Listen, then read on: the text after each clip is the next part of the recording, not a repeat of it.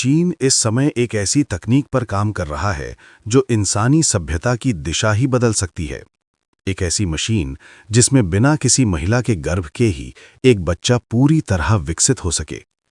वैज्ञानिक इस प्रक्रिया को कहते हैं एक्टोजेनेसिस, यानी शरीर के बाहर गर्भ का विकास।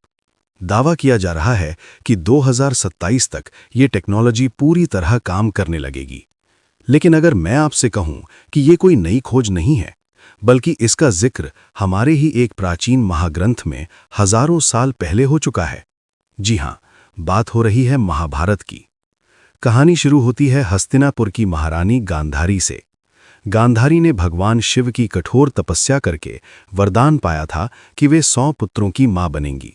लेकिन समय बीतता गया, कुंती के बच्चे हो गए, पर गांधारी की कोख सूनी ही रही। काफी समय बाद गांधारी गर्भवती तो हुई, लेकिन ये गर्भ सामान्य नहीं था। न 9 महीने, न 1 साल, पूरे 2 साल बीत गए, फिर भी बच्चे का जन्म नहीं हुआ। जब गांधारी को पता चला कि कुंती ने युधिष्ठिर को जन्म दे दिया है, तो वे ईर्ष्या, दुख और निराशा से टूट गईं। क्रोध में आकर उन्होंने अपने ही पेट पर प्रहार करना शुरू कर दिया, और तभी उनका गर्भ नष्ट हो गया।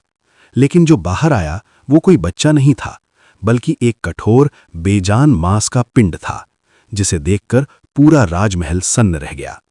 गांधारी विलाप करने लगीं। उन्हें लगा कि भगवान शिव का वरदान झूठा हो गया। तभी वहां पहुंचे महर्षि वेदव्यास। उन्होंने गांधारी को शांत किया और कहा, मेरा वचन कभी व्यर्थ नहीं जा सकता।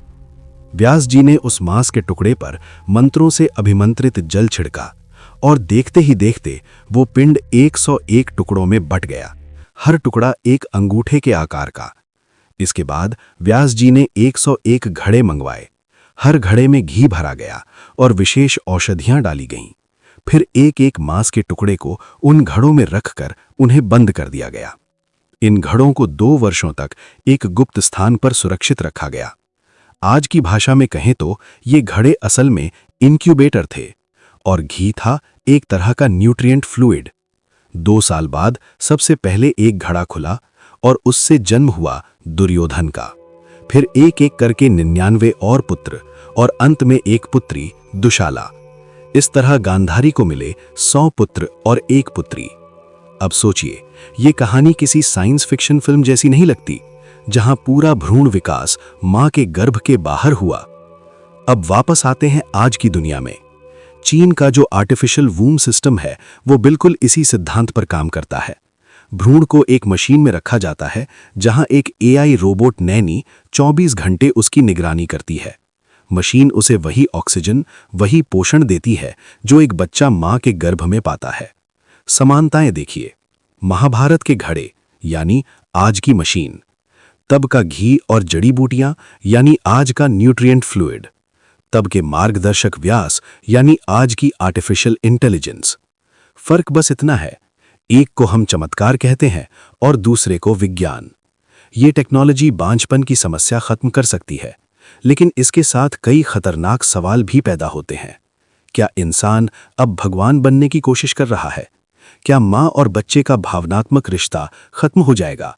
और सबसे बड़ा डर, क्या इंसानों की डिजाइनर ब्रीडिंग शुरू हो जाएगी? मतलब आप अपने बच्चे को ऑनलाइन शॉपिंग की तरह डिजाइन करें। आंखों का रंग नीला, दिमाग आइंस्टाइन जैसा, लंबाई 6 फुट से ज्यादा। ये अब कल्पना नहीं है। क्रिस्पर जैसी जीन एडिटिंग टेक्नोलॉजी से वैज्ञानिक भ्रूण के डीएनए को कंप्यूटर कोड की तरह बदल सकते हैं। शुरुआत सुनने में बहुत अच्छी लगती है। हम कैंसर, डायबिटीज, जेनेटिक बीमारियां खत्म कर देंगे। सुनकर अच्छा लगता है ना? लेकिन फिर सवाल उठता है, अगर बीमारी हटा सकते हैं तो सुंदरता क्यों नहीं बढ़ाएं?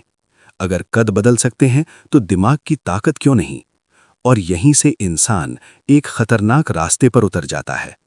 एक ऐसी दुनिया बनेगी जहां 2 तरह के इंसान होंगे, एक डिजाइन किए हुए सुपर ह्यूमन और दूसरे हम जैसे नेचुरल इंसान।